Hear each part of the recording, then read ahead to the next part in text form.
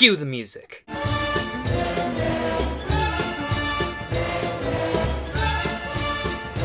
What's going on, everyone? Welcome to a brand new movie review. Today I'm going to be discussing 2019's reimagining of Aladdin. If you guys are new here, well, make sure to like and subscribe button right down there where you guys can get tons of early movie reviews like this one, and plus tons of other geeky content and giveaways. Also, you guys can also go over to Sandwich on Films on how to see films early. Aladdin is the tale that we have heard many years, of course, based off the original 1992 Aladdin starring Robin Williams. This is about a street rat who ends up falling in love with a princess and meets a genie along the way as the evil Jafar tries to gain world power. In a sense. Reimagining was announced, I was a little bit skeptical on it due to the fact that the original Aladdin is one of my favorite Disney cartoons of all time. I think it is perfect, I love it to death, and it's just purely something that's always been in repeat in my mind. Plus, Robin Williams as Genie is like top 10 favorite Disney characters of all time. Just in general, I have such a nostalgic feeling towards the film, and I just absolutely fall in love with it. Jasmine's one of my favorite princesses, Aladdin's one of my favorite characters and princes in the whole Disney world, and again, I just absolutely fall in love with that film, the world, the story, the songs, the score, everything. I knew that the reimagining was going to have a lot on its plate. You get Guy Ritchie, who I'm actually a pretty big fan of Guy Ritchie. I think a lot of his films are underrated. I think they're very entertaining. I think he's always made entertaining films.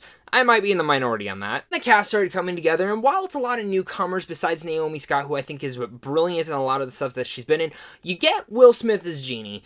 And he kind of piqued my interest a bit because I didn't want someone just doing a Robin Williams impression. I wanted someone to take their own light and life into the Genie character. And I gotta say, after all that skepticism, after all that stuff, and pretty poor trailers and horrible visual effects in the trailers and that really god-awful Prince Ali clip on the internet that I have no idea why it was even released. That in 2019 happens to be a big, pleasant surprise, and this actually might be one of my favorite Disney live-action remakes. I'm not going to say this was needed. I'm not going to say any of these Disney live-action remakes should be needed. I think that they should personally focus on films that were not that big and deserved more love or could have been improved on, such as Treasure Planet or Atlantis, movies around that type of genre. But Aladdin 2019 is an energetic, fun blast at the movies. This is a very entertaining movie with brilliant musical numbers, not all of them, but some of them. Really nice reimagining that tackles the Aladdin story while adding new things to it. Not all things work, but some of the things and some of the developments that they do take in this longer format of a movie and story and the world that they build on,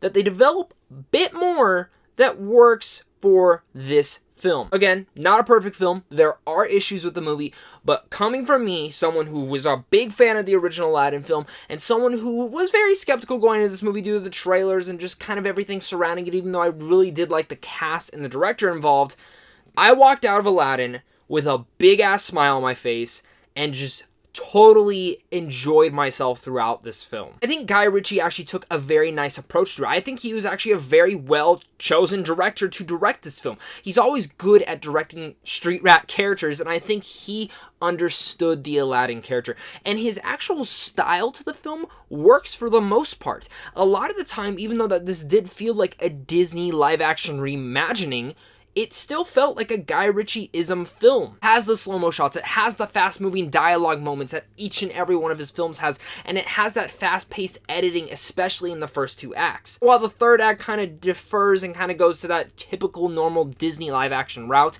and that's kind of where a lot of my negatives came from, I thought the first two acts were great. I think his directing and his style was some of the stuff that infused so much life into this film that it brought it to life. Because my big complaint with Dumbo was it just didn't feel like a Tim Burton film. It didn't feel any sort of life living to it. It felt very bland, and this film came to life. And that comes to especially in a lot of the musical sequences. Now, there are a ton in here, a couple new songs here and there that I actually really enjoyed for the most part. I think there's one in particular with Naomi Scott that is jaw-dropping incredible, and talking about her, She gives Princess Jasmine so many more layers, and that's actually one of the big improvements upon the original, that I thought Naomi Scott was a perfect casting of Jasmine. I was, again, skeptical on her, even though I really liked her. I didn't know how they were going to play her off, but I thought the writing around Jasmine and the way that she performed her, she absolutely gives one of the better performances of this year, and probably one of the best so far. Again, it really stuck to me, powerful she was, and not just in the scene. Even though she's an incredible singer,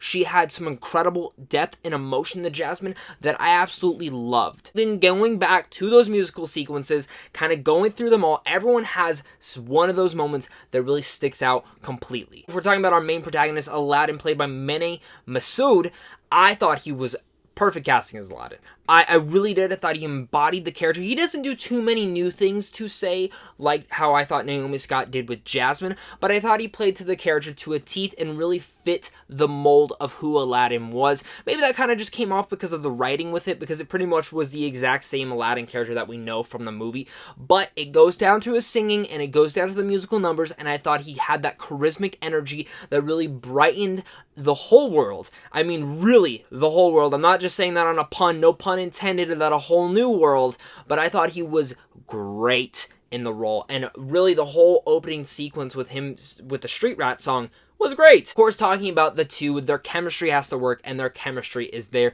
It really made me fall in love with them and really wanted them to just get together. I really liked the development that they took with this relationship. It didn't feel like, oh, they just met and now they're in love. No, they really took time with these two characters, and the way that they meet this time around is a little bit different, but I actually appreciated it, and it really built upon the layers of this relationship. It makes you actually fall in love with them just as they're falling in love with each other. Of course, the Whole New World song is reimagined in here, and I really liked it. Now, I took my sister, and she wasn't the biggest fan of it. She didn't really like the score, and I absolutely think she's insane for saying that. She is up to her own opinion, but again, talking about the score now, Alan Menken is incredible. This is some of the best scores of this year, and he really brought different instruments and different elements to the typical score that we knew from Aladdin. It really enhanced a lot of these singing numbers, and again, A Whole New World is brilliantly reimagined. Yeah, it's a green screen fest of them flying around, but I was totally jaw-dropped and totally just in the mood of them singing, and they are both top performers. I haven't brought up my favorite song yet, and that's just, even in the original, was my favorite, and this was the one I was probably going to be the piggiest one, and it was the one I sang in my intro, and that is Never Had a Friend Like Me.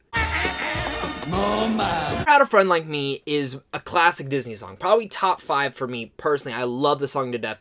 And I knew Will Smith was going to have big shoes to fill in that song. Talking about Will Smith just in general as Genie, I thought he brought his own version of Genie. He wasn't just doing a Robin Williams impression. He was being Will Smith. He was being his own Genie, and I thought the writing around it was very respectful and also very different, while also pointing nods to the original, and I really appreciated how they handled the Genie character, because that was probably the most sensitive part I think a lot of us big Aladdin fans were kind of going into this film on. But Will Smith was great. I thought he was excellent, and I thought You Never Had a Friend Like Me was the best song in the whole entire film. Not just from a visual standpoint, and the visual effects in here are way better than the trailers ever point out. The visual effects in here should be a rounded applause for how seamless they seemed, and especially in this sequence, it's a lot. I thought Will Smith did such a phenomenal job rapping through and actually singing these great lyrics to this song, and just the whole sequence in general was shot and had a brilliant score all around it, and I was very much impressed with it. These great performances and some great musical numbers, and especially some great character development and depth to Jasmine. This is where I get some of my cons now. I thought Jafar was kind of weak. Not the actor in general. I thought he was doing good. I just really came around the writing. I think the writing to Jafar was pretty weak, and while they were focusing more on Aladdin and Jasmine, they didn't really focus much on him, and every time it cut back to him, I was just sitting there rolling my eyes like, come on, let's just get this going. I do not care about this character at all.